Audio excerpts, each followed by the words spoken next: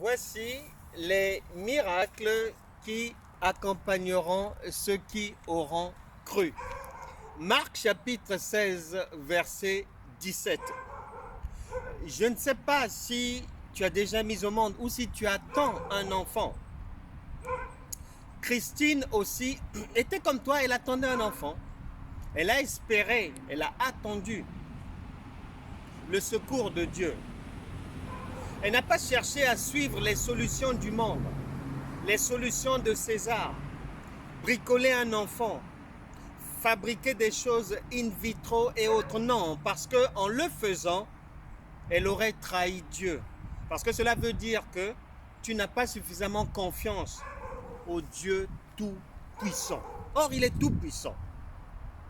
Christine, 54 ans, pas encore d'enfant, en se cramponnant, en mettant toute son espérance en un Dieu qui ne ment jamais, à 54 ans, elle viendra mettre au monde son premier enfant.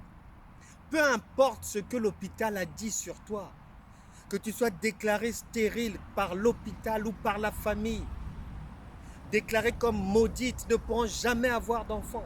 Même si tes ancêtres n'ont pas eu d'enfant, tu n'es pas tes ancêtres. Tu as Dieu avec toi.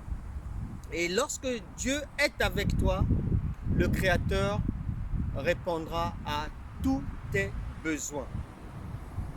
Et ça ne s'arrête pas là, c'est un Dieu d'abondance.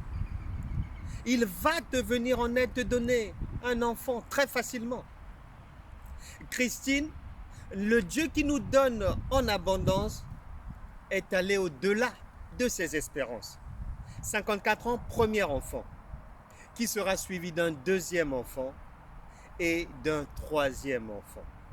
Nous allons prier au nom de Jésus que tout blocage, toute barrière, toute chose qui t'empêche de mettre au monde, de procréer, de réussir en maternité ou dans l'entreprise, dans l'entrepreneuriat, que tout blocage soit enlevé maintenant dans le nom puissant de Jésus-Christ.